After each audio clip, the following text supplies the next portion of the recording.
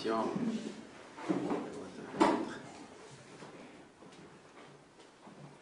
Quel est le thème ce soir? Qu'est-ce qu'il est affiché?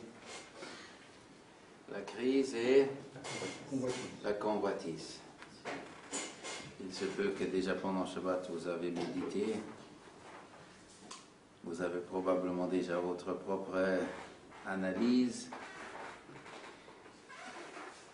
Ce que la crise est. La crise aujourd'hui, elle est bien débattue dans tous les cercles. La convoitise aussi, plus ou moins on sait. Donc, je ne sais pas si je vais vous ajouter quelque chose ce soir. On va essayer, peut-être il y aura quelque chose de nouveau.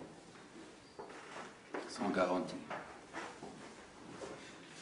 Alors la crise financière. Crise, on entend, crise financière. Tout le monde sait qu'il y a un problème, en tout cas en Occident, en Europe, aux États-Unis. Il y a une crise financière, des banques en difficulté. Bon, fait que la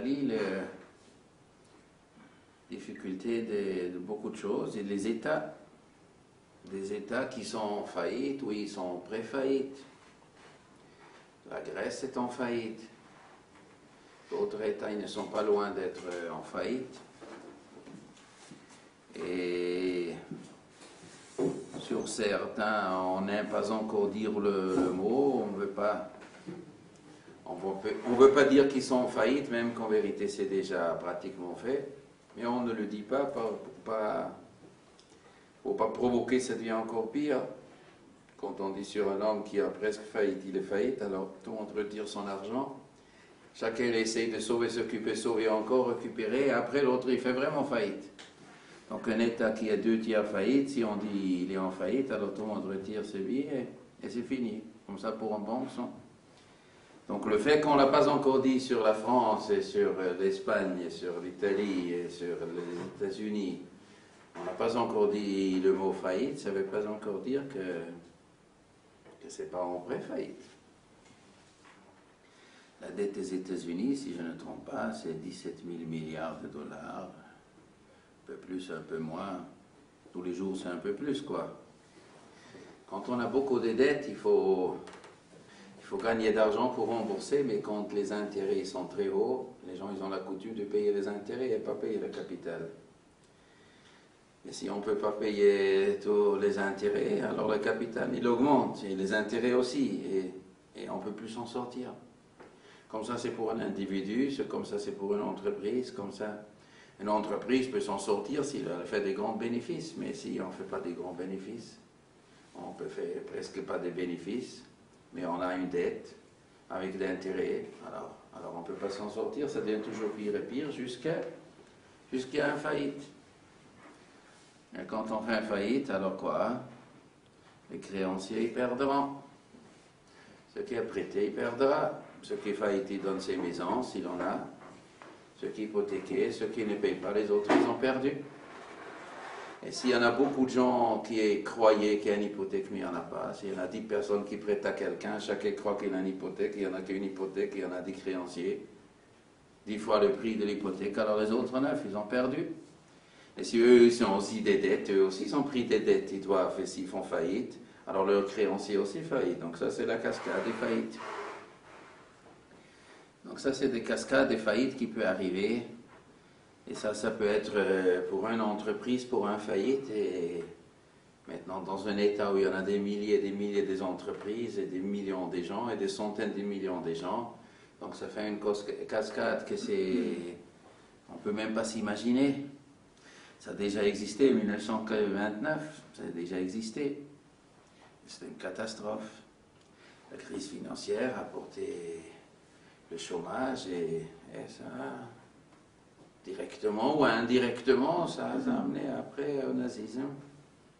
Peut-être pas directement, mais indirectement, oui, c'était influencé en Deuxième Guerre mondiale. Aujourd'hui, si jamais ça fait faillite, alors les conséquences sont encore beaucoup plus graves. Ils risquent d'être beaucoup plus graves, avec les récessions beaucoup plus graves. Et comme aujourd'hui les gens de plus sont un peu plus gâtés qu'en 1929. Mais en 1929, les gens ils se rappelaient encore qu'il existait des époques où on mangeait du pain et de l'eau. Pendant la Première Guerre mondiale, la majorité des gens ils mangeaient du pain et de l'eau.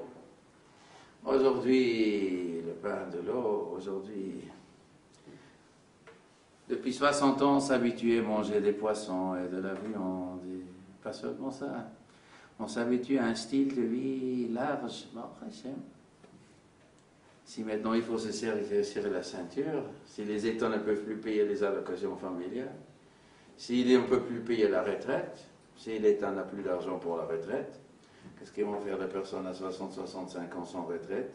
Ils ont rentré d'argent avec des prix qui sont tellement hauts, bah, les conséquences, ils sont un bouleversement. Mais cette crise, elle n'est pas seulement financière, elle est aussi dans d'autres domaines. Maintenant, ils ont parlé à Durban, écologiquement. Les matières premières dans le monde ne sont pas à l'infini. Pour la technologie, pour l'industrie, il faut beaucoup de matières premières.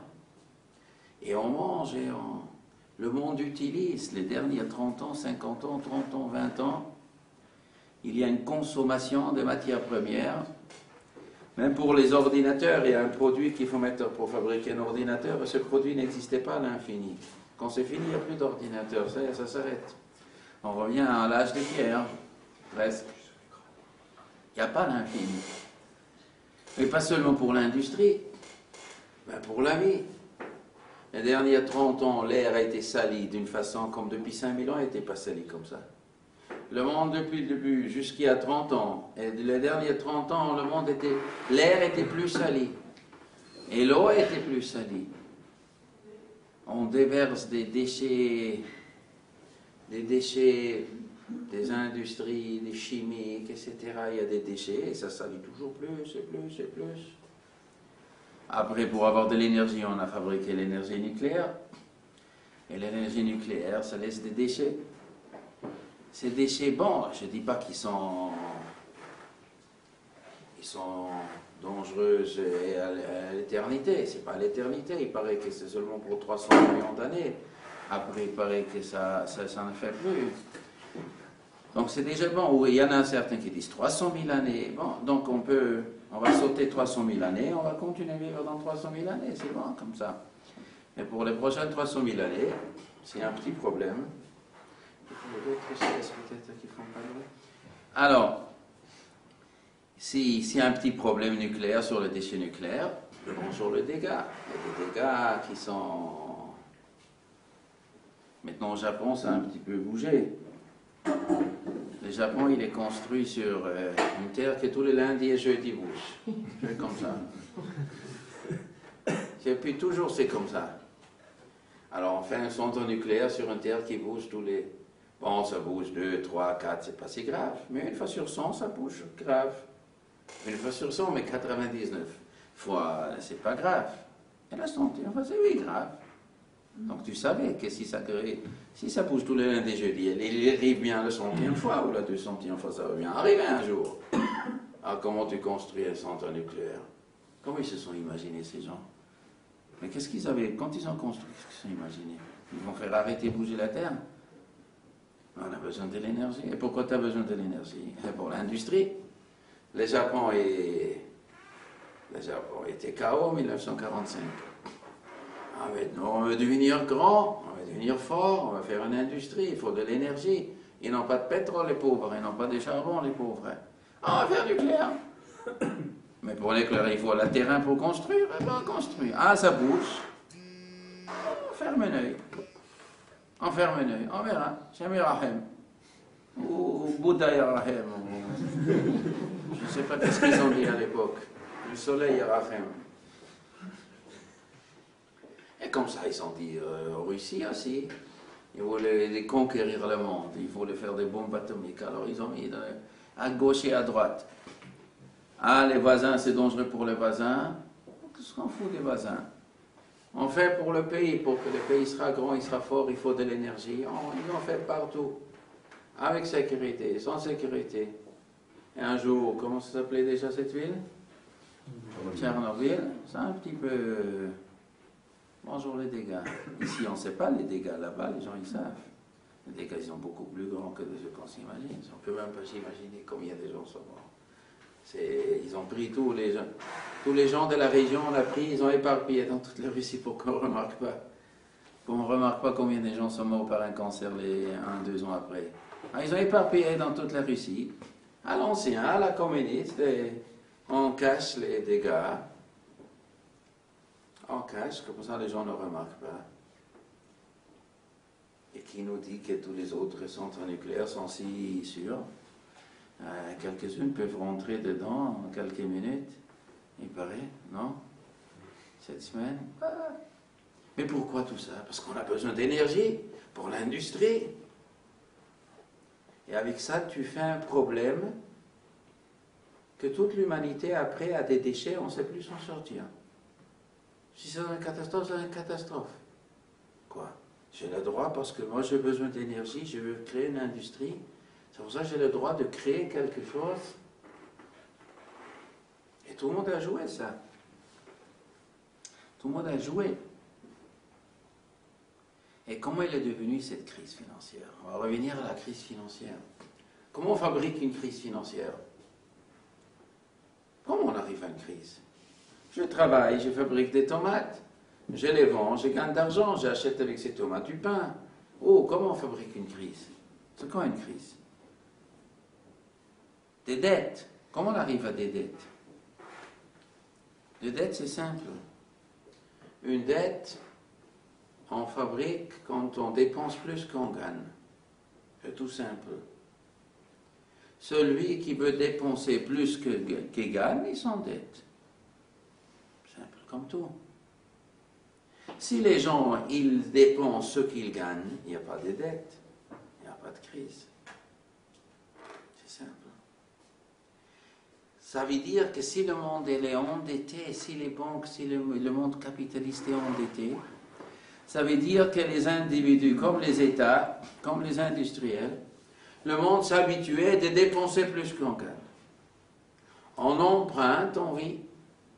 En effet, les banques ils séduisent les gens. Crédit 3%, vous commencez à payer dans 3 mois certains crédits.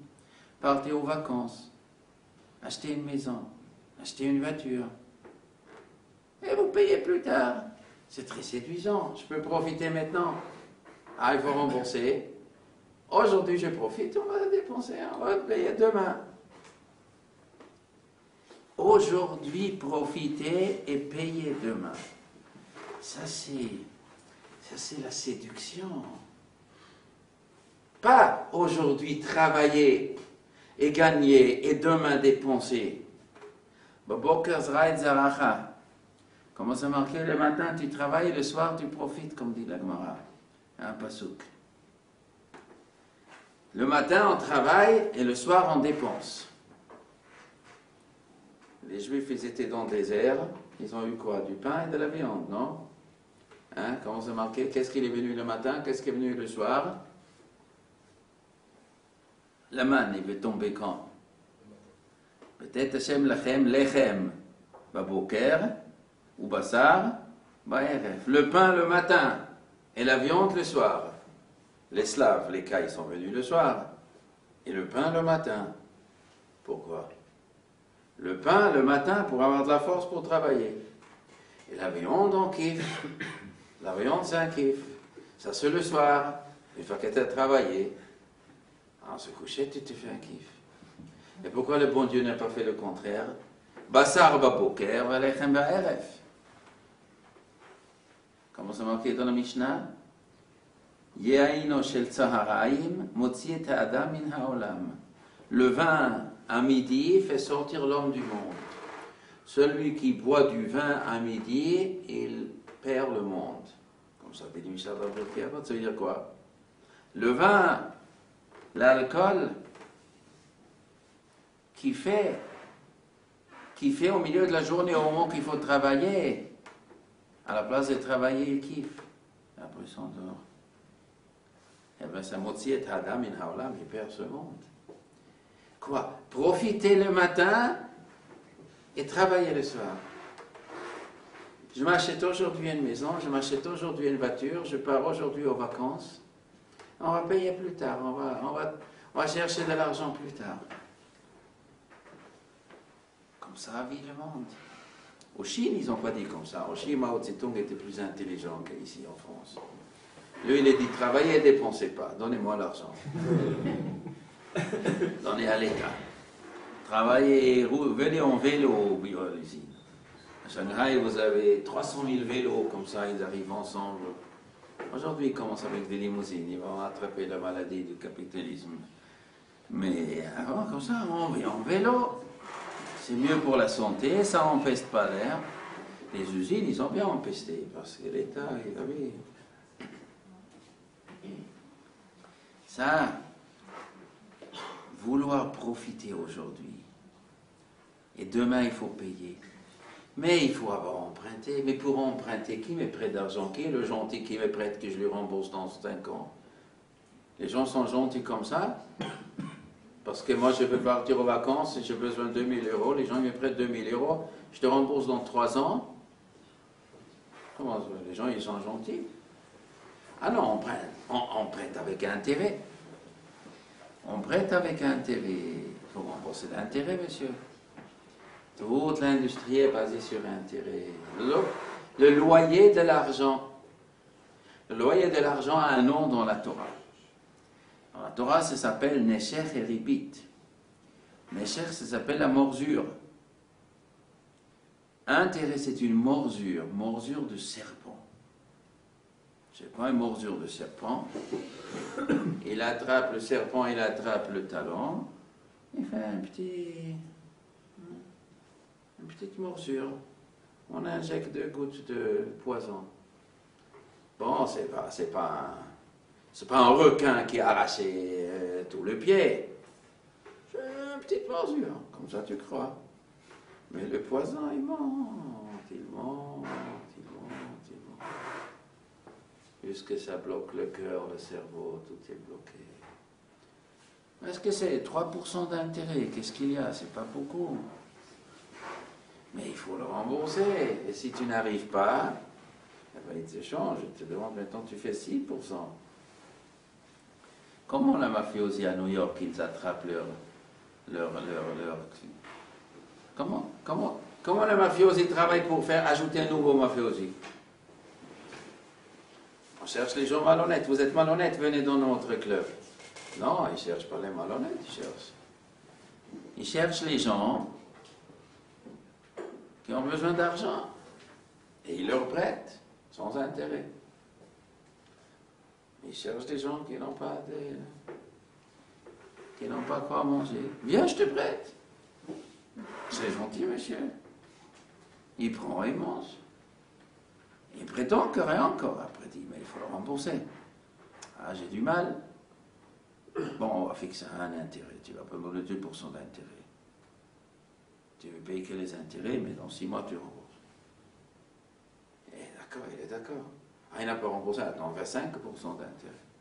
Après, ils m'ont fait 10% d'intérêt, 20, 30. Et toujours plus et plus. Ah, il faut rembourser, sinon. Tu payes des touffes, il ne peut plus. Après, il dit, bon, tu veux pas tort, alors tu nous fais un petit... Tu vas nous travailler un peu pour notre société. Et l'homme, il est pris à la gorge, il fait n'importe quoi. Quand on est endetté, on a peur de perdre tout. Après, on fait n'importe quoi. Comme ça, il travaille. L'intérêt, la Torah l'appelle une morsure. Les gens ne remarquent pas dans quoi ils rentrent. Et après, on s'étouffe. Et la Torah, elle a interdit de l'intérêt. La Torah considère ça comme malhonnête. Un juif, prêter à un juif, c'est la Torah, elle a interdit. Et un goy avec un goy. Un goy, il a le droit de prêter à un goy avec intérêt. C'est un chéla dans Tosot. Tosot ne sait pas. Taïkou. Et Elianavi va venir, il va nous répondre à cette question. Tosot, il ne sait pas. Non, si Tosot ne sait pas, nous aussi, on ne sait pas. Tosot, en bas métier, dit, je ne sais pas. Peut-être un goy n'a pas le droit de prêter à un goy. Ah, ça ne fait pas partie des Sheva Mitzvot. Ça ne fait pas partie des Sheva Mitzvot. Donc c'est permis. Mais Tosfot il dit, mais la Gemara a dit au début des Nesher que le Nesher, c'est du vol. Et le vol, le goy, il est 8 metsoué. Et pourquoi ce sera du vol? La Gemara nous dit, parce que c'est prendre de l'argent sans contrepartie. Prendre de l'argent sans contrepartie, c'est du vol. Pourquoi il n'y a pas de contrepartie? Mais je lui ai prêté l'argent, je lui loue, c'est une location pour l'argent. Je lui loue mon argent, comme je loue ma maison, comme je loue une voiture, c'est permis. Alors là, on dit non, c'est pas la même chose. Quand je loue ma maison, il utilise ma maison. Et si ma maison est un tremblement de terre qui s'écroule, il n'est pas obligé de me payer la valeur de ma maison. Je loue une maison qui vaut 1 million, tu payes 2 000 € par mois. Si la maison s'écroule par un tremblement de terre, il n'est pas obligé de me payer la million. C'est ma maison, c'est ma responsabilité. Donc, il habite dans ma maison. Donc, il utilise ma maison. Donc, je lui donne l'utiliser de ma maison, il paye un loyer. Donc, il y a une contrepartie. Ça, c'est du business, c'est permis. Je loue ma voiture, c'est ma voiture. S'il y a un accident qui arrive, c'est que lui n'est pas fautif. C'est moi qui ai perdu ma voiture. Donc c'est ma voiture. Il utilise ma voiture et paye un loyer, donc il y a une contrepartie. Mais quand on prête de l'argent, je lui donne 10 000 €, faites du business. Si un tremblement de terre et les 10 000 € sont rentrés dans la terre, il doit quand même rembourser les 10 000 €. Je t'ai prêté 10 000 €, tu m'as payé 10 000 €. Donc c'est plus mon argent. C'est devenu son argent. Je te donne mon argent, c'est ton argent. Je ne suis pas responsable s'il y a une catastrophe. C'est toi qui es responsable. Donc c'est son argent. Donc il utilise son argent, il n'utilise pas mon argent. Ah, pourquoi il paierait un loyer? Quelle est la contrepartie du loyer? Il n'y a pas de contrepartie. Donc la Gemara nous dit, c'est du vol. Ah, il était d'accord de le faire au début. Du vol, c'est quand je prends l'objet de l'autre sans qu'il est d'accord. Mais s'il est d'accord, c'est pas du vol, c'est un cadeau. Alors la Gemara nous dit non, mais il existe du vol, même si l'autre il est d'accord. Comme on a quand on trompe le prix. Quand je vends à quelqu'un un prix, et lui il croit que ça c'est le prix et je prie plus. Et l'autre il est d'accord de me les donner. Et quand même c'est du vol. Alors la Gemara nous dit pourquoi la Torah nous dit l'Otignov on n'a pas le droit de voler. Si la Torah me dit de ne pas tromper dans le prix, et si la Torah elle a dit de ne pas prendre dans l'intérêt, je peux déduire par Hatzad et Shavehen, j'ai pas le droit de voler. Alors on dit, tu as raison. Quand on est marqué dans la Torah ne vole pas, c'est pas pour dire de ne pas voler. Ça, on peut déduire déjà de l'intérêt et de tromperie. C'est pour une autre chose qu'on attend le dit voler. Comme ça dit la Gemara. C'est-à-dire qu'une fois que la Torah, il est dit que l'autre n'est pas content de donner les intérêts, mais il était d'accord de donner les intérêts pour avoir le prêt, mais sinon il n'aurait pas été prêt.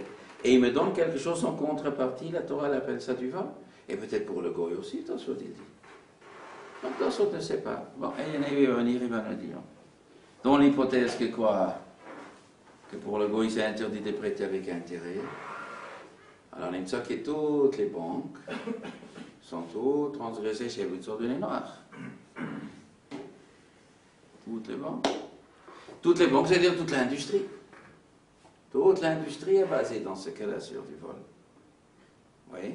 Juste une question sur l'automatonné, la définition que Quoi? les gens se permettent de prêter de demander un taux d'intérêt parce qu'en fait, ils prêtent de l'argent à quelqu'un d'autre et pendant ce temps-là, ils auraient pu placer l'argent à la banque et gagner eux-mêmes un taux d'intérêt. C'est ça, non, la logique qui justifie ton intérêt aujourd'hui? Oui, je veux voler chez toi parce que j'aurais pu voler chez un autre. J'aurais pu consommer autre chose avec. Oui, mais on n'a pas le droit de faire ce que la Torah interdit. La banque Malgré peut que aussi j'aurais. faire faillite. Hein? La banque peut aussi faire faillite et a tout perdu.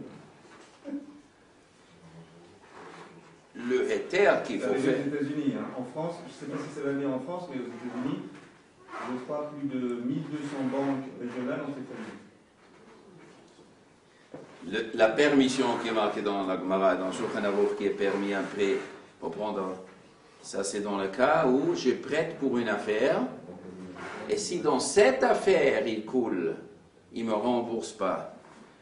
Dans ce cas-là, s'il gagne, j'ai le droit de prendre. Et ça c'est ce qu'on appelle investissement kasher.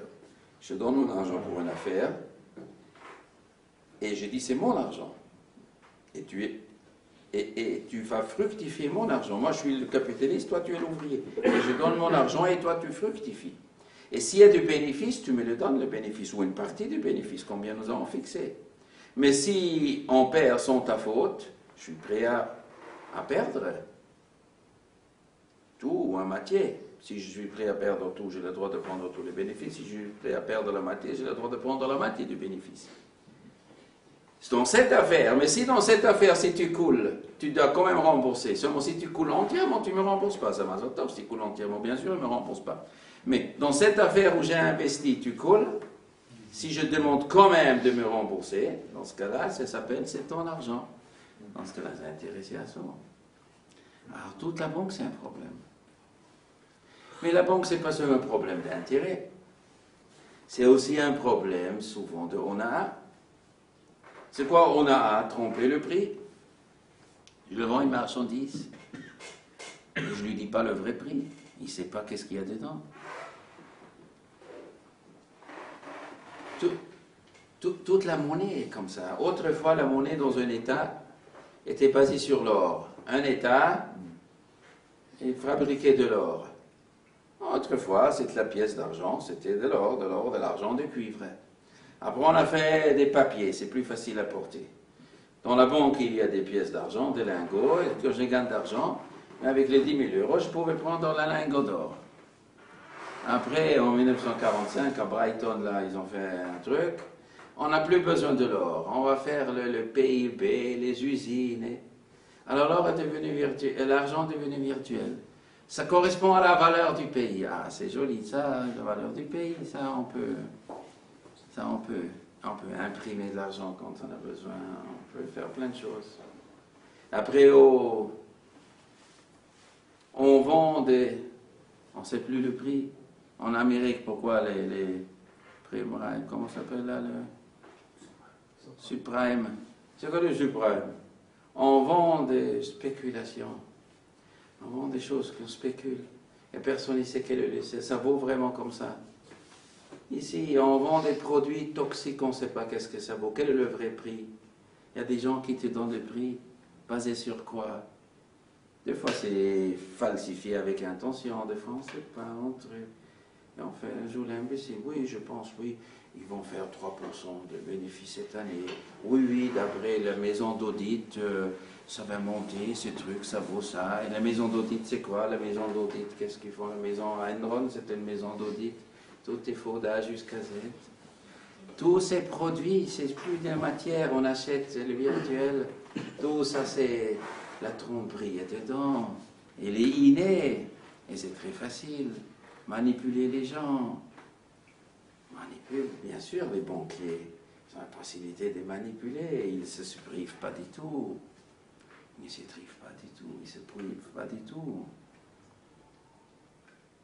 Et après, les gens, ils perdent comme ça. Ils deviennent pauvres. Notre ami, comment il s'appelait déjà? Madoff. C'est bon. Pourquoi les gens, ils ont perdu de l'argent avec lui? Voilà, un prix Nobel de paix, il a perdu 15 millions. Pourquoi il a perdu? Parce qu'il a mis l'argent chez lui. Et pourquoi il a mis l'argent chez lui? Pourquoi il n'a pas mis à la banque? Parce que la banque donne combien?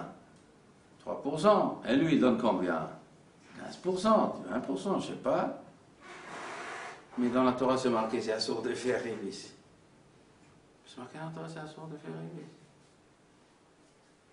Même prêter de l'argent et s'attendre à recevoir un intérêt, c'est du rébit, parce que la banque, elle travaille avec cet argent. Oui. C'est permis seulement si j'ai investi quand on fait une ISCA sur un certain business, et si ce business, le capital est perdu, il ne me rembourse pas le capital. Mais si je dis, si tu es perdu, quand même tu me rembourses, parce que je ne peux pas prendre d'intérêt. Comment la Gemara nous dit? En vérité, la Gemara nous dit, ceux qui prêtent avec intérêt n'a pas très les l'olam haba. C'est marqué dans Yecheskel. Il a perdu l'olam haba. Prêter à l'intérêt, c'est perdu l'olam haba. Ça ne fait pas partie des petits avérotes comme ça. Rien. Pourquoi?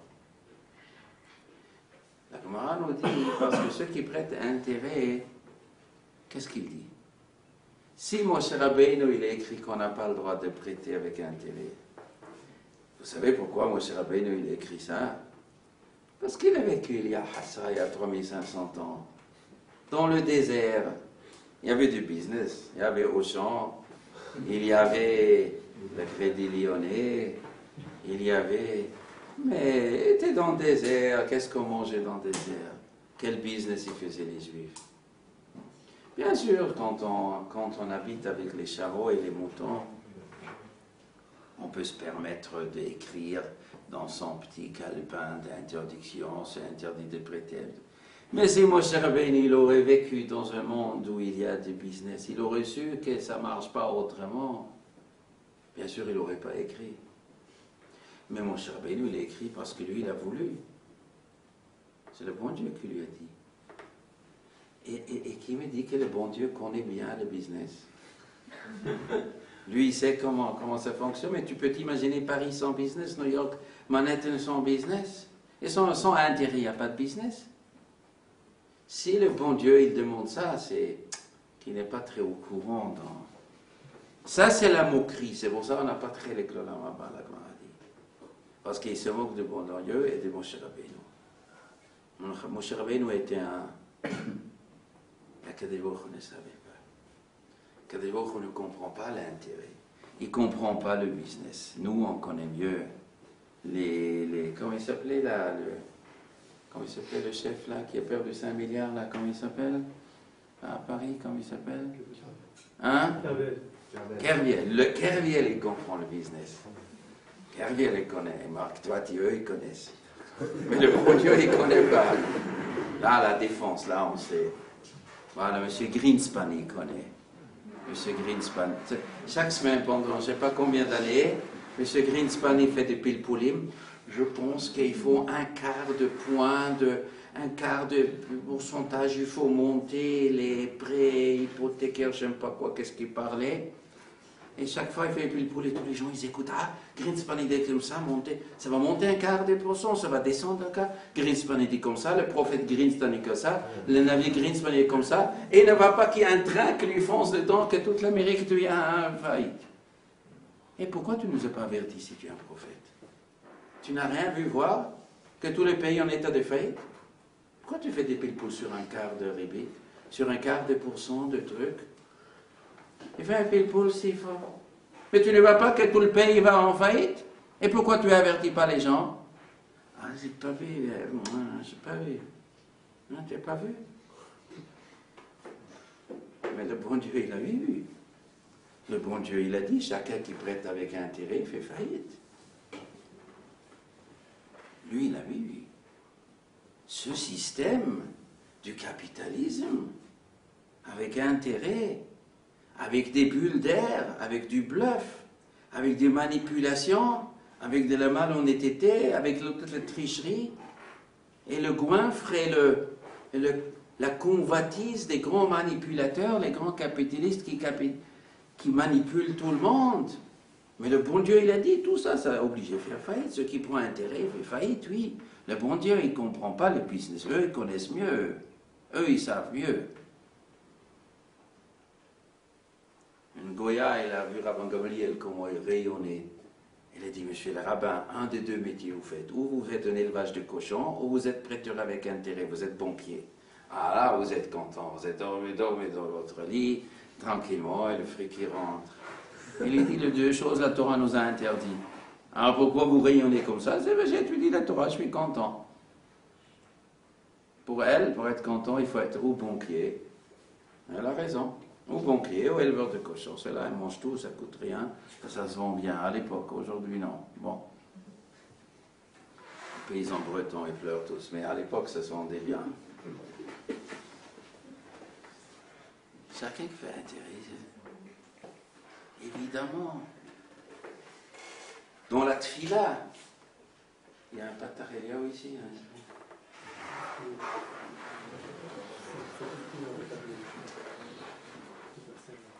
3 fois par jour, on fait la Hamida. Il y a combien de bénédictions dans la Hamida? 19. Il y a 19. Autrefois, il y avait 18. Maintenant, il y a 19. Bon, 18. La Shemona Israël. Bon, il y a un ordre. La première, elle s'appelle comment? Magen Abraham. La deuxième, elle s'appelle comment? Chayemetim. La troisième, Akel Kadosh. Alors, il y en a une Elle s'appelle Barech Aleinu en hiver. En été, elle s'appelle Barechenu. Bon, ça c'est lequel numéro? C'est quel numéro? 9. Exactement, c'est la 9e. Et pourquoi c'est la 9e? Pourquoi elle n'est pas la 8e ou la 7e ou la 13e? Pourquoi c'est la 9e? Pour la mettre au milieu. Bon, la Gemara dit tout est calculé. Tout est calculé. Pourquoi? Il y a un ordre, évidemment. Alors, pourquoi Barech Aleinu c'est la 9e? La Gemara nous dit parce que dans le 9e chapitre de Tehillim, le roi David, il a dit Shevor roi Racha. Casse le bras du Racha. Casse, détruit le bras du méchant. Mais qui c'est ce méchant? Et c'est quoi son bras? Et qu'est-ce qu'on brille de le casser? La Gemara nous dit le Racha, c'est le spéculateur. Le capitaliste spéculateur. Ça sonne un peu du Marx, là, un peu du Karl Marx. Alors, le spéculateur capitaliste qui fait quoi? Qui a du fric. Et quand les gens, ils ont ramassé le blé, lui, il achète. Lui, il achète. Combien de tonnes vous avez? J'en ai 10 tonnes de blé. Je vous achète tout. Ah, très bien. Il vous donne un chèque. Et en liquide, je vous paye. C'est rien. Dans une seconde, je peux me débarrasser. Il va chez l'autre voisin, chez l'autre voisin. Quelques richards, ils se partagent, ils achètent tout. Comme à Chicago, 80% du blé du monde appartient à 5 familles à Chicago. Vous connaissez ça? 80% du blé dans le monde entier appartient à 5 familles. 5 familles. Comme il y a beaucoup d'autres choses aussi, à quelques familles. Ils achètent tout. Une fois qu'on a acheté tout, on stocke. Et l'année dernière, ça y est, c'est fini. Et les pauvres commencent à avoir faim. Ah, et on a faim. On veut acheter la nouvelle récolte. Et voilà, c'est le paysan. Ah, j'ai vendu. Ah, vous avez vendu chez qui? Chez celui-là. Ah, et bien chez le capitaliste. Bonjour monsieur, bonjour. Et je peux acheter du blé? Non, c'est pas maintenant la saison. Non, c'est pas maintenant la saison. Non, non, non. Non, non, non. Mais j'ai faim, monsieur. Non, je sais pas. Le magasin est fermé. Et vous allez ouvrir quand? Oh, on verra dans 1 mois, 2 mois. On attend 1 semaine, on attend 2 heures, il meurt de faim. Et il revient, il tape, et les pauvres, ils tapent le truc. Mais monsieur, on crève de faim. Ah, vous voulez acheter? Oui. Bon, vous allez payer. Combien ça coûte? Le kilo coûte 10 euros. Le kilo 10 euros? Et vous avez acheté à combien ce blé? Moi, je l'ai acheté à 1 euro. Et il le revend à 10 euros. Là, vous n'êtes pas obligé d'acheter, monsieur. Je ne vous oblige pas, vous n'êtes pas obligé de me payer 10 euros, il n'y a pas de problème. Gardez vos 10 euros pour vous. Comme si l'autre, il en a 10 euros pour acheter. Mais vous avez juge. Mais monsieur, mais vous avez. Qu'est-ce qu'il y a? Qu'est-ce que j'ai fait du mal? J'ai acheté, c'est interdit d'acheter, je le stocke chez moi. Qu'est-ce que j'ai fait du mal? J'ai acheté. J'ai acheté, je le stocke chez moi, je ne suis pas obligé de vous vendre. Qu'est-ce que j'ai obligé de vous vendre, monsieur? Mais je crève de faim. Mais c'est pas ma faute que vous crevez de faim. Mais mes enfants crèvent de faim. Je ne vous ai pas demandé de fabriquer des enfants. Moi, je vous ai dit, je n'ai rien dit. Ça, c'est le méchant. Ça, c'est le rachat. Sur ce rachat, David Melech dit il faut lui casser le bras. Ceux qui trichent. Mais qu'est-ce qu'il a fait, Yosef, en Égypte? Il a pas fait ça? Ah, Yosef. Il a fait pour le redistribuer. Non, mais il a fait. Hein? Les richesses. Non, il a compris ça, c'est l'histoire du blé, c'est ça? Yosef à Mitzrayim. Chacun il est son petit Yosef. Hein? Les richesses grâce à Yosef, on est avec les richesses d'Égypte. Combien ils étaient obligés de payer des impôts? Les TVA étaient combien en Égypte? Hein? C'est marqué dans le Chumash. Vous n'avez pas vu le TVA dans le Chumash?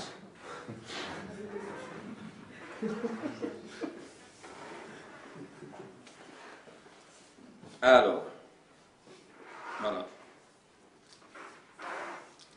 Vaïgash.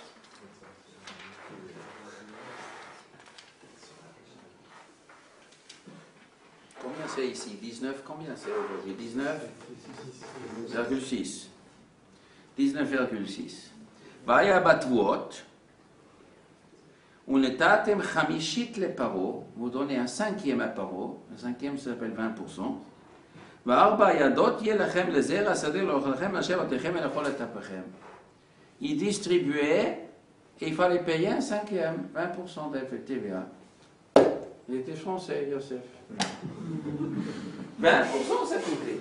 Le 20 système ça coûtait 20%.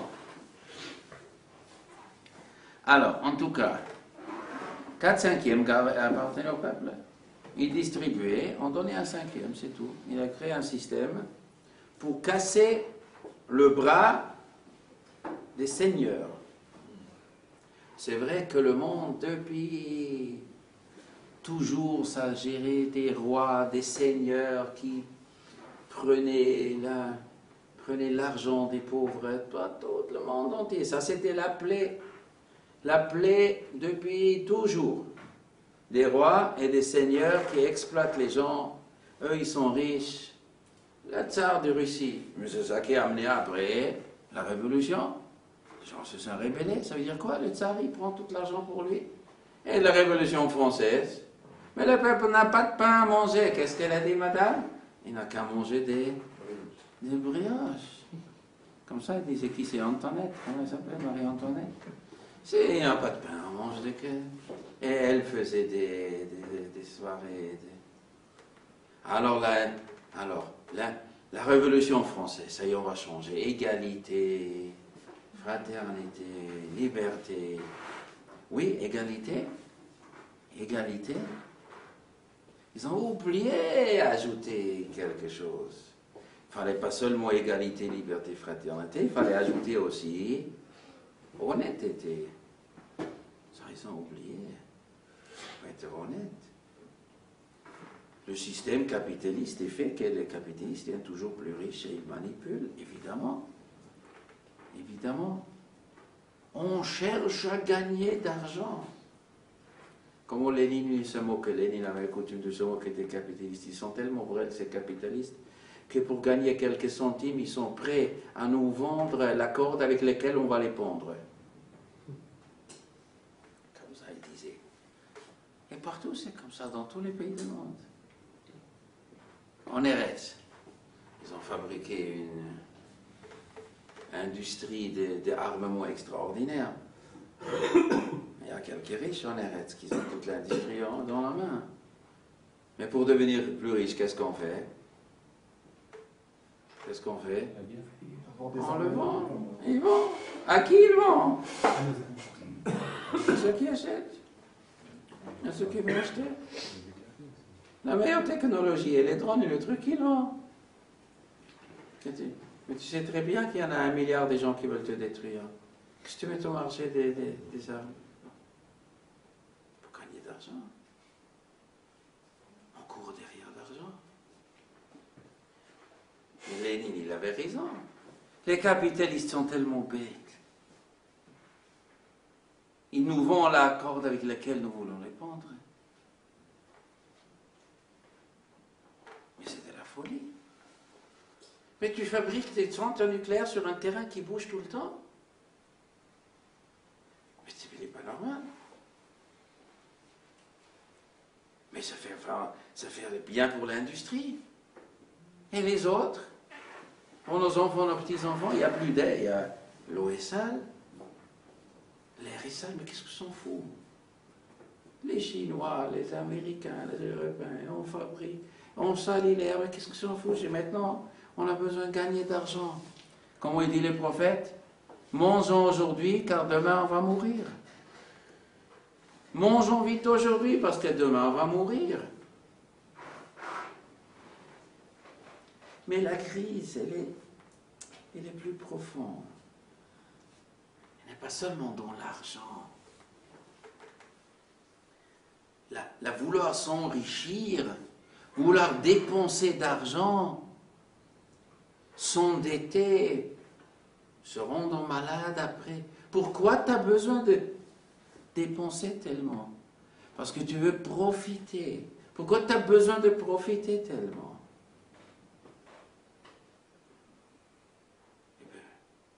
qu'est-ce que j'ai fait dans ma vie si c'est pas profiter?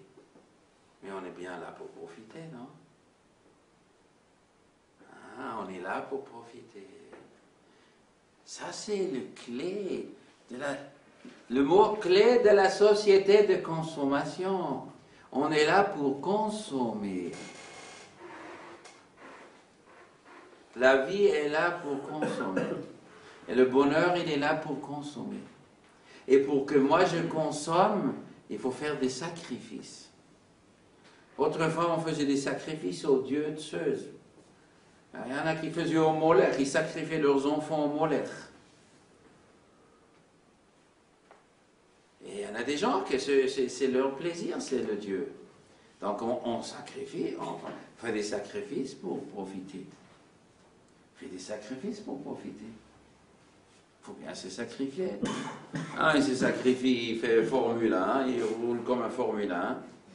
Ça lui donne de l'honneur et de l'argent. Et après un accident, il va sur la terre. Pourquoi? Parce qu'il cherche l'honneur. Il faut se sacrifier. On sacrifie au Dieu. Et le Dieu, c'est devenu qui chez les capitalistes? Et pas c'est les capitalistes ici dans le monde. C'est qui le Dieu? Le Dieu, c'est l'homme et ses besoins. C'est pas Dieu au ciel. C'est l'humain. Depuis que les chrétiens, ils ont fait un homme Dieu, alors le Dieu, il est devenu un homme. Aujourd'hui, on est un peu plus élégant. C'est pas un homme Dieu, c'est tous les hommes, sans dire. Les humains sont les dieux. C'est pas un, il n'y en a pas un, il y en a beaucoup. En tant que ceux qui peuvent avoir l'argent, ce qui peut arriver facilement, c'est les humains. Alors on sacrifie. L'otachmod, convoiter la maison de l'autre, convoiter l'argent, convoiter la femme, convoiter les champs, le taureau, l'âne, avoir, posséder, je dois posséder. La maladie de vouloir posséder. Ça, c'est le 10e d'Aseret Dibrot. Et comme le 10e d'Aseret Dibrot, c'est en face du premier. Le premier, c'est le 10e, le deuxième, c'est le 9e, le troisième, c'est... Comment ça fonctionne? De l'autre Tachmot, c'est en face des Anochi Hashem Elokecha. Moi, je suis ton Dieu. C'est moi le patron. Plus qu'un homme, il oublie qu'Hachem est le patron, plus c'est l'autre Tachmot, celui, le patron, il est Chomed. Et quand l'homme, il convoite, alors il faut... On convoite tout. Et si la moralité qu'on n'a pas le droit, il faut enlever la moralité. Alors qu'est-ce qu'elle a fait le monde occidental? Permissivité. Il faut enlever la moralité. On permet des choses. Afin d'augmenter le plaisir. Alors tout devient, tous les jours, on change un peu les lois. Tout ce qui était kadosh, tout ce qui était interdit autrefois, tout ce que l'humanité savait que c'est immoral, on enlève. Que les gens qui s'amusent, que les gens s'amusent. On empeste le monde avec l'immoralité. Tout ce qui procure tout de suite des plaisirs, tout est permis. Ça te procure plaisir, c'est bon? Ça ne change pas vrai ou faux.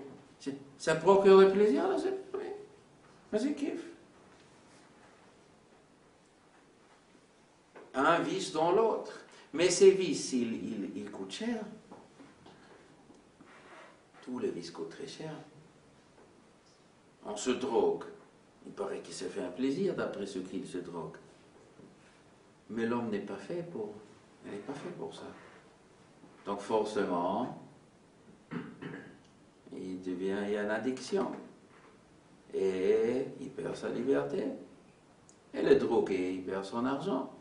Forcément, il perd sa santé. Forcément, il perd la relation avec les autres, et avec sa famille, avec ses copains. Forcément, à la fin, il perdra son boulot. Il sera dans la rue. Chercher le plaisir, forcément, ça amène à une catastrophe. À titre individuel, et si c'est la société, eh bien, ça pourrit. Évidemment. En Afghanistan, ils se kiffent là-bas, les gens. Eux, ils plantent la drogue. C'est le sport national. C'est le seul parnassa qu'ils ont.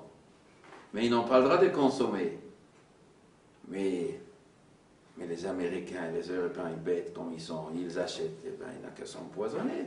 On leur vend, ils n'ont qu'à s'empoisonner. Tout ce qui rapporte plaisir, faites-le. Mais la nature n'est pas faite comme ça.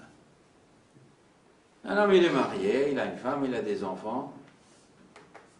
Mais il voit qu'il y a une voisine. Ah, je vais la voisine aussi. On voit toujours la même. Il faut échanger un peu. Ah, prends la voisine. Ah, sa femme n'est pas d'accord, tu me donnes le divorce. Ah, il faut un divorce. Ah, il faut payer les avocats. Et ça coûte cher. Un avocat. Et après, il se marie avec la deuxième femme. Après, il faut payer aussi une pension à la première. Premiers enfants. Et la deuxième. Deux familles. Déjà, une famille, c'est difficile à nourrir. Et, comment on peut nourrir deux familles? Mais quelle balade. Et les enfants ne sont pas contents. Et la deuxième femme n'est pas contente. Et la première pas contente. Mais seuls les avocats sont contents. Eux, ils sont contents. Donc, il y a des balagans au monde. Et ils aiment de faire plusieurs niveaux, pas une fois régler ça pour une autre à 300 €. Ils aiment de le traîner 2-3 ans, comme ça, avec lui, comme ça on peut augmenter. Eux, ils kiffent. Mais tout désir tordu a forcément des conséquences destructives. Mais les gens, ils ne vont pas plus loin que leur bout du nez. Eizo Chacham Haroet Anolad. Voir le Nolad dans ce monde, voir le Nolad dans l'autre monde. Comme il disait le Chazon Ish, on lui demandait, donnez-moi un conseil de passer la vie bien. Donnez-moi un conseil. Il a dit, un conseil, le meilleur des choses, de jamais s'endetter. Jamais s'endetter. Ça, c'est la chokhma. Et ils ont Chacham Haroet Anolad. Mais comment tu veux que je fais? Mais tous les gens de la choule, ils font un bar mitzvah. 300 personnes. On loue le... Comment je vais faire un bar mitzvah à 30 personnes?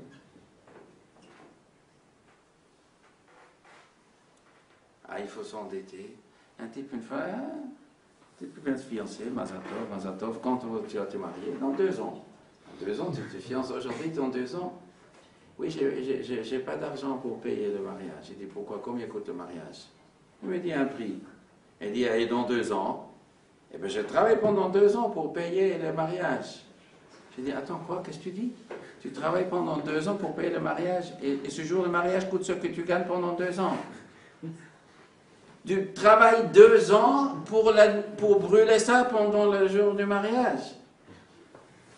Et combien ça dure le mariage? On fait le mariage à 2 heures, bon, ça veut dire 4 heures chez nous, de 5 heures, et après, à 11 heures, on arrête, à minuit. Et là, tu as brûlé 2 ans de travail. Mais comment tu veux que je fasse? Mais tous les gens, ils font comme ça. Tous les gens font comme ça. Tous les gens, ils font comme ça. On est esclave à ce que les gens pensent.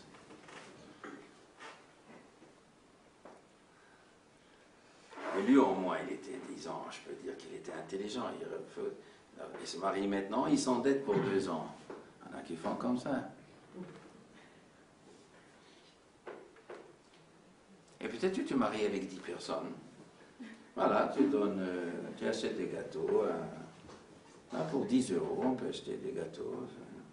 Autrefois, on faisait comme ça, non?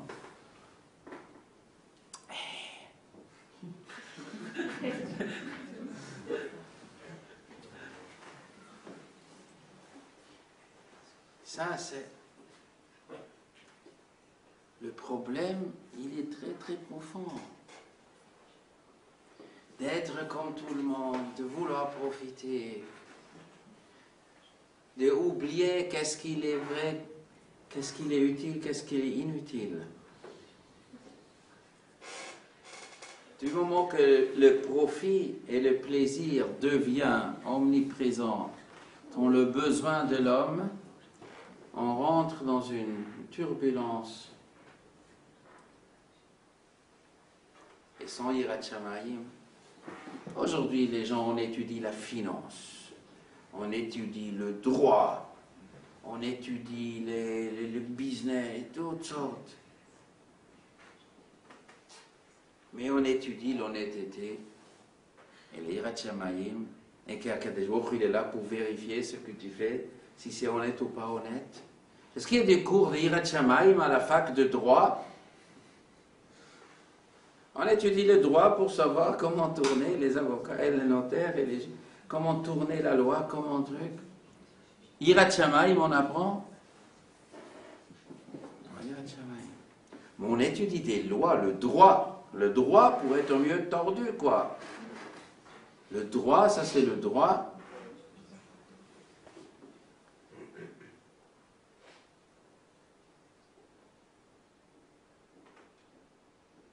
On étudie la finance. Qu'est-ce que c'est? Mais avec Yirat Shamayim ou sans Yirat Shamayim? On étudie comment il faut faire pour que... Jusqu'à où on peut faire sans que l'autre remarque qu'il se fait arnaquer.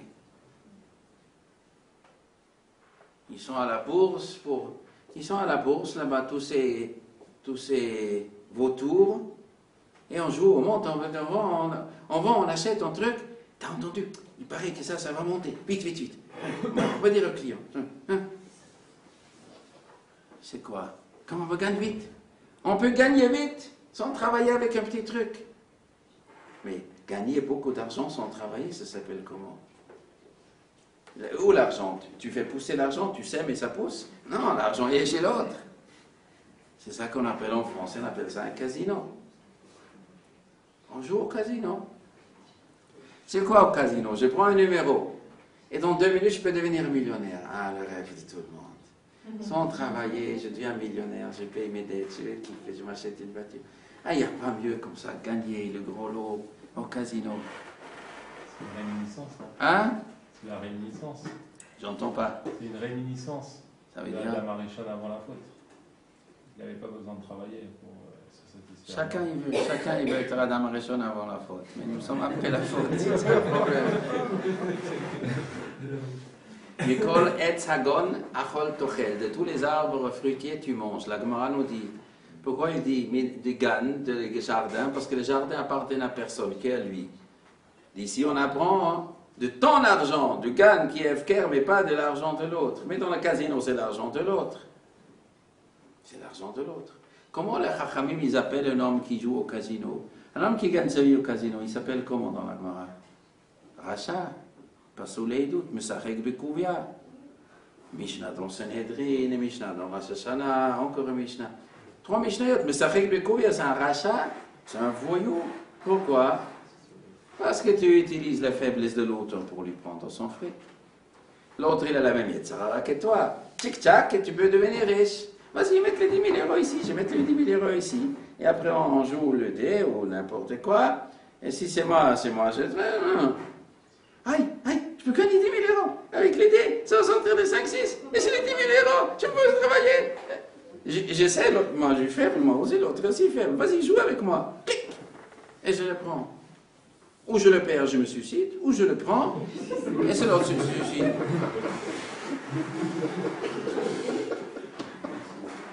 Mais c'est pas entre 2 personnes. Aujourd'hui, c'est l'État qui organise ça, la Française des Jeux. Combien de gens ils dorment sous le pont de l'avion depuis qu'il existe les jeux sur Internet? Il y a beaucoup de gens qui dorment sous la Seine, sous le pont de Seine, qui ont tout perdu. On joue. Autrefois, il fallait rentrer au casino. Maintenant, tu restes à la maison et tu joues. Et il perd son argent. Et l'État, il gagne. Les 50%, ils ne distribuent pas. Ils prennent 50%. Ils distribuent un peu. Il faut que quelqu'un gagne pour attirer. On peut sortir millionnaire du casino. C'est connu. Quelle est la façon la plus sûre de sortir millionnaire du casino? Rentrer milliardaire. C'est de rentrer milliardaire, oui, quand on dit.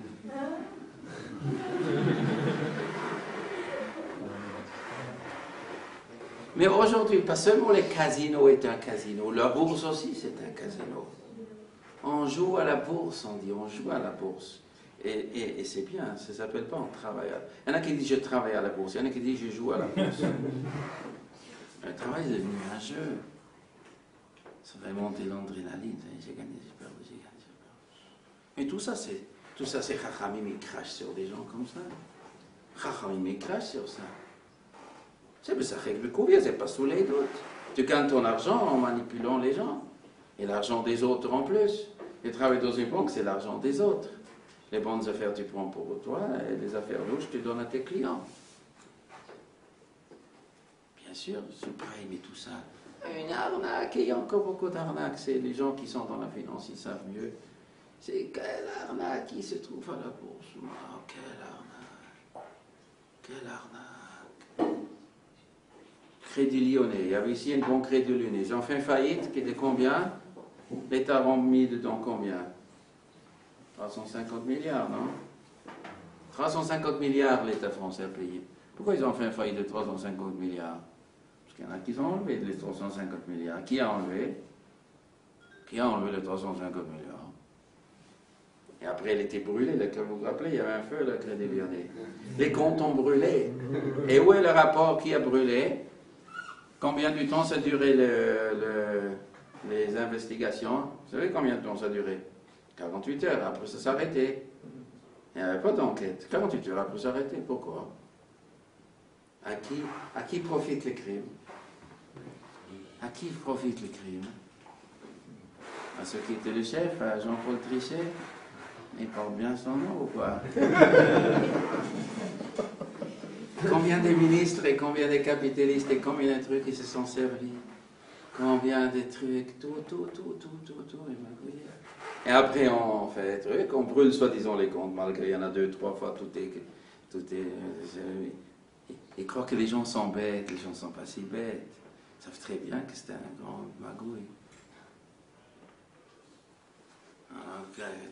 Et après, c'est l'État qui paye. Et là, qui c'est l'État? C'est les peuples et les sociétés. Il y a 350 milliards. Et ici, on fait rien de 350, ici 200. Et à la fin, la France, elle a quelle dette, la France? Combien de dettes? À la fin, ça tombe sur le peuple, hein? Sur ceux qui gagnent le SMIC. À la fin, ça tombe sur lui. Évidemment. On n'apprend pas à dire à Tchamaïm. Mais pourquoi tu veux qu'on a craint du ciel si on n'y croit pas qu'il y en a un au ciel? Mais pourquoi tu veux que... Pourquoi dans les facs on ne parle pas de Dieu? Craindre Dieu. Et on ne croit pas qu'il y a un Dieu. Même le monde, il descend du singe. Tu vas quand même pas faire du moussard à un singe. Quoi? Tu vas prendre avec un singe et tu vas lui dire tu dois craindre Dieu? Ah, parle avec un singe. Mais nous descendons tous d'un singe. Pourquoi je dois croire? Hein? Ça y est, on ne parle plus de Dieu dans l'école. On parle, depuis la jeunesse, depuis le Ghana, on ne parle pas de Dieu. Après, évidemment, quand un enfant il est petit, il ne sait pas qu'il y a un bon Dieu, quand il est grand, il devient un vampire. Et là où il peut arriver, il volera, évidemment. Pourquoi pas? Qu'est-ce qu'il y a du mal? Pas que je permets de voler, pas que l'État français permet de voler, pas que la société qui permet de voler. Bien sûr, c'est interdit de voler pour l'autre. Il y a des règles de jeu, il ne faut pas voler. Parce que si je permets de voler, si on permet de brûler le feu rouge, alors moi je brûle le feu rouge, l'autre aussi brûle le feu rouge, il y aura un accident. Je ne veux pas qu'il me rentre dedans. Il faut bien faire. Et feu rouge, on s'arrête, feu vert, mais c'est pour que l'autre ne me rentre pas dedans. C'est pour que l'autre ne me prend pas. Il faut qu'il y ait une moralité pour que stopper l'autre. Mais si moi, je peux me apparaître comme un homme avec moralité, et derrière, je peux faire, pourquoi je ne ferai pas? Là, vous avez vu les paparazzi aujourd'hui, là, la photo, vous avez vu le film? Non, il n'a pas vu. Là, les deux hommes qui se sont embrassés aujourd'hui, là, et qui ont pleuré. Vous n'avez pas vu le film, là, ce matin? Non? Il y a deux hommes qui se sont embrassés, ils ont pleuré, deux frères. Ils étaient émus à pleurer. Ils voulaient mordre le cou de l'autre. Et l'autre, il a tenu le cou, et il s'est cassé les dents, il a pleuré. Et les photographes, ils croyaient tous, comment ils s'aiment, ces deux frères. Ils s'aiment bien, les deux frères. Ils voulaient le mordre.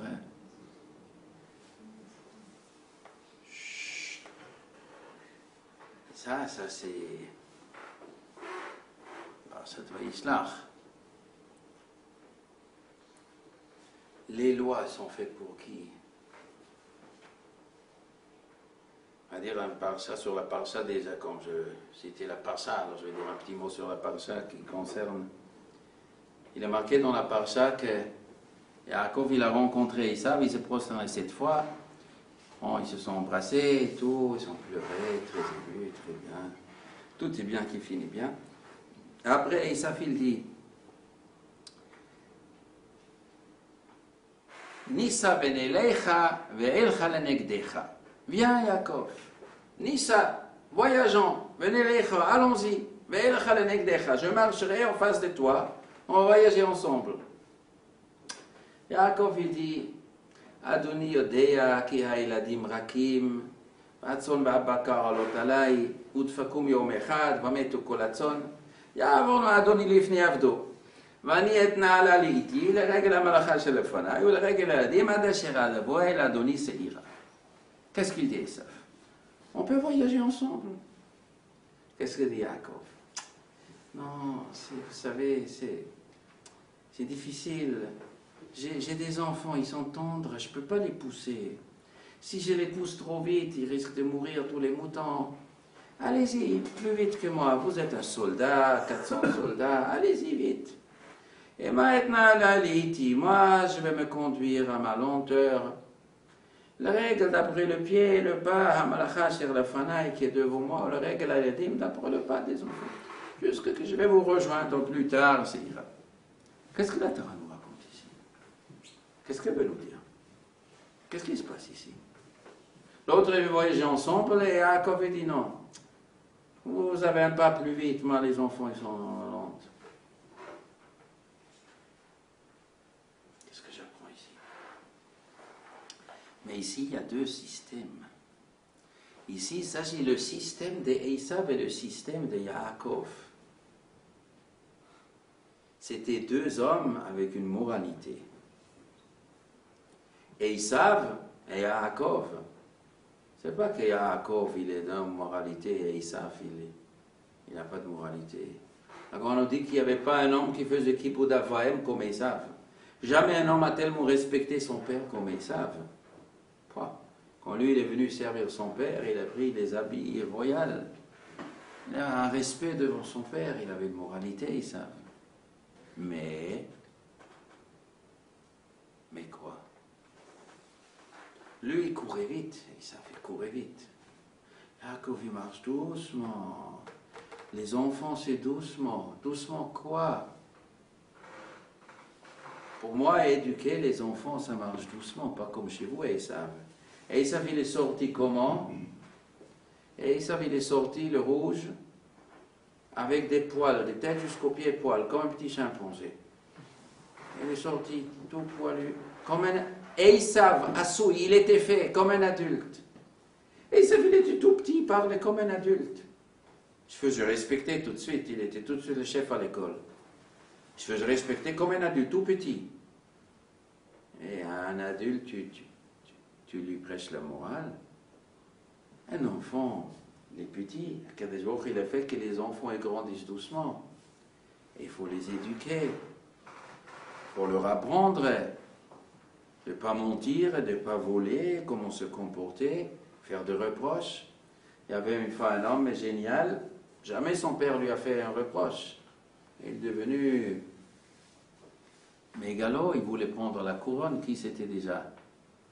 Avshalom, le fils de David Amelech, un enfant génial. Mais il voulait prendre la couronne tout seul. Et pourquoi? Le père ne l'a jamais réprimandé. Pourquoi tu fais ça? Papa m'a jamais dit quelque chose que je n'ai pas fait bien. Je suis un homme parfait. Alors Dieu voulait devenir dictateur. Comme il disait Freud, il disait les dictateurs, c'est tous des... Comment il a dit? C'est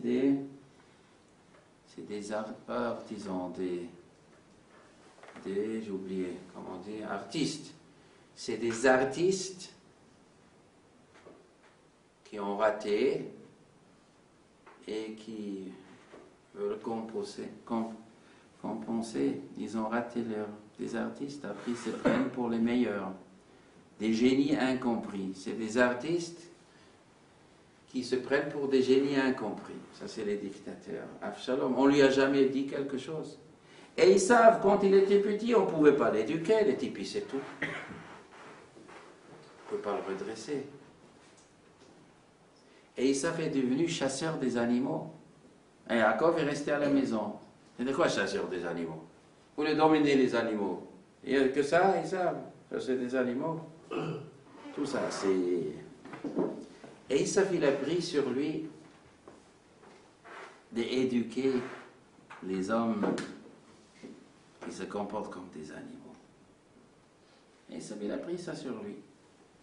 Moi, je vais avancer vite. On fait avancer vite, on fait une éducation très vite. Ah, comme cette éducation, ça en prend beaucoup de temps. Devenir un financier, devenir riche. Yaakov aussi est devenu riche, mais très doucement. A travaillé lentement.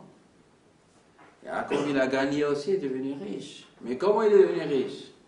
Il restait sur le champ, en été et en hiver, sous le soleil, et en hiver, sous la neige, comme ça. Kerach balayla, batidat shenati meinai. Je n'ai pas fermé un œil, j'ai gardé les moutons de Lavan, dans le froid, dans le chaud. Et quand un lion est venu, il a mangé miyadit tebaksena, gnufti yom gnufti laila. Chaque mouton qui était volé, je le payais dans ma poche. Il a gagné honnêtement. Après, Akadosh Baruch Hu lui a donné une bracha. Quand on est honnête, Akadosh Baruch Hu lui donne une bracha. Et ils savent, c'est vite. Une éducation bâclée. On devient vite financier, on va à la fac, on apprend financier, mais sans Yirat Shamayim. Où on peut gagner, on gagne. On peut tourner l'autre, on peut tourner les clients, le vendeur au bourrique. Et on s'enrichit vite. Ah, il avait une moralité. Oui, bien sûr, il avait une moralité. Il était très respectueux vis-à-vis de son père. Pourquoi il était respectueux? Pour recevoir la bénédiction, pour être béni après. Est-ce que parce qu'il craignait Dieu? Ou parce que lui voulait la bracha pour devenir riche? Tant que ça arrange, pour être riche, ça arrange d'être avec des règles, d'apparaître comme un homme droit. Si ça aide, oui, il faut apparaître comme ça. Mais du moment que c'est autrement, eh bien que la mort de mon père avance le plus vite et je tue mon frère Yaakov. Celui qui dit, moi je reste honnête tant que ça me rapporte d'argent. Si un jour avec l'honnêteté je ne m'enrichis plus et je suis obligé de faire des meurtres et des magouilles, je suis d'accord. Dans ce cas-là, même pendant qu'il est honnête aussi, il est tordu. Parce qu'il n'est pas honnête parce qu'il craint Dieu. Il est honnête parce que ça l'arrange. Du moment que ça ne marche pas, il est prêt à... Ça, Yaakov, il a dit, je ne peux pas voyager avec toi. Moi, je ne voyage pas avec toi. Chez moi, c'est les règles Hamalacha. Il y a beaucoup de travail à faire. C'est vrai, rester honnête, ça ne rapporte pas tout de suite la richesse. À la longue, oui. Rabbi Yeshua ben Hanania, un jour, il est parti d'Eretz Israël en Alexandrie, en Égypte. Il y avait une grande communauté juive en Alexandrie. Des commerçants, des grands commerçants en Alexandrie. Rabbi Yeshua ben Hanania, il est venu, ils ont vu le Chacham juif. Ils ont dit, Maya, c'est Adam et Itacher, qu'est-ce que l'homme doit faire pour devenir riche? Comme ça, ils ont demandé la question de tout le monde. Qu'est-ce que l'homme peut faire pour devenir riche? Qu'est-ce qu'il a répondu? Yesachek, ba boursa. Vous avez dit la Gemara? Qu'il joue à la bourse? Hein? Comme ça dit la Gemara? Non, pas comme ça dit la Gemara. Qu'il arnaque les gens? Non, pas comme ça dit la Gemara. Yisa v'yiten be'emuna.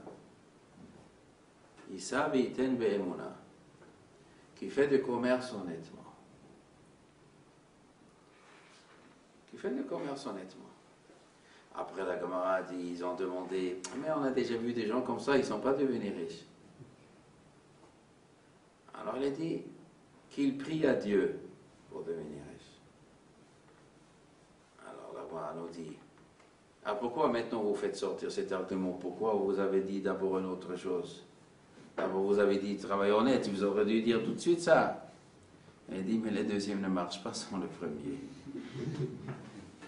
Il ne marche pas sans le premier. Le premier, après le deuxième, ou ensemble, ne marche pas un sans l'autre. Savoir, il s'habite be'emuna. Emuna, c'est honnêteté vis-à-vis des gens. Et emuna, ça veut dire la foi en Dieu. Avec emuna, c'est Akadosh Baruch Hu qui donne. Et ce qu'Akadosh Baruch Hu ne donne pas, c'est pas bien pour toi. Quand le monde entier a oublié qu'il y a Dieu, on a oublié qu'Akadosh Baruch Hu, il donne ce qui est bien. Non, on veut prendre tout seul. On veut prendre tout seul. On veut s'accaparer les richesses tout seul.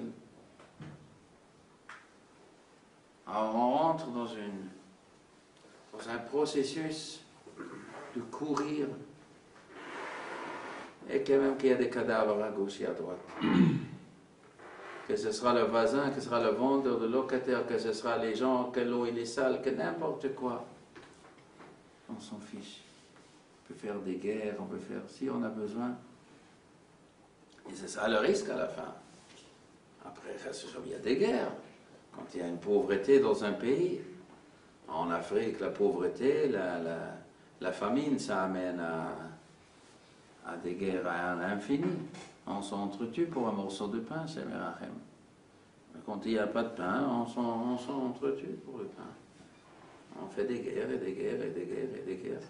Et c'est comme ça le monde tourne depuis toujours. Et pourquoi il y a des guerres? Parce qu'il n'y a pas de pain. Pourquoi il n'y a pas de pain? Il manque. Quoi? Il manque du pain à manger dans le monde. Avec ce qui est ici, on jette à la poubelle, on peut nourrir des pays entiers. Des fois, après le mariage, tu vas à un mariage et tu vas à la cuisine. Tu regardes sur la table ce que les gens y mangent et ce qui va à la poubelle. Les gens, ils se disent, il y a combien de Français? 60 millions. Si un jour il y aura 100 millions, en France, je ne sais pas s'il y aura 100 millions, mais dans d'autres pays, si dans le monde du double, et combien il y a à manger? Avec ça qu'on met dans la poubelle, dans le pays capitaliste, tu as déjà quoi manger pour tout le monde. Il y a assez à manger. Mais quoi, c'est pas bien distribué, évidemment. Évidemment, c'est pas bien distribué. Il n'y a pas de droiture. Évidemment, un pays doit être construit, d'être d'abord éduqué par Yirat Shamayim. On doit prier Barich Aleinu, que Dieu il donne beaucoup de blé. On prie Hachem qu'il y ait beaucoup de blé, pour qu'il y ait tellement beaucoup de blé que le riche ne peut pas spéculer et prendre l'argent des pauvres. Et qu'il faut, bien sûr, il faut un tribunal qui veille qu'il n'y a pas de spéculateurs malhonnêtes. C'est Gemara Mefourachet. Alpidine de Gemara. Bon, à l'époque sûrement, c'était pas si compliqué qu'aujourd'hui, mais on peut faire aujourd'hui aussi facilement. Bien sûr, on met un bedin qui fixe les prix de l'aliment. On n'a pas le droit de gagner trop sur des aliments, sur ce que les gens ils ont besoin. Et on interdit différentes choses. Combien tu as le droit de gagner pour ne pas prendre l'argent des autres. Les cartels, on fait un cartel. Des gens qui parlent des... C'est marqué dans la Gemara, bien sûr. Il y a beaucoup de choses dans la Gemara. Il faut bien sûr, dans chaque pays, il faut. Mais avec Yirat Shamayim, mais comme il faut. Ça c'est marqué dans la Mishnah. Sur 3 choses, le monde tient. Sur l'Emet, Val Hadin, Val Shalom. Sur la vérité, sur la justice et sur la paix. La paix sociale, la paix dans le monde est basée sur la justice. C'est mon argent, c'est ton argent, tu ne prends pas le mien. Par la Emet, on dit la vérité, l'honnêteté. L'honnêteté, l'Emet et la justice de ne pas tricher. Et le Shalom sont liés. Et sur ça, une société tient. Si ça manque, la société ne tient pas. Ça fait crise, et ça, après un moment, ça fait des crises avec des conséquences qui peuvent être dramatiques. Et pour réparer ça, il faut dire à Shamayim, il faut éduquer à l'honnêteté, il faut arrêter de goinfrer, il faut savoir que c'est pas profiter, c'est pas consommer que les écarts de la vie. C'est ici que le chien il est enterré. C'est ici qu'il faut trouver la solution. Shawatov. Est-ce qu'il y a des questions? Quoi?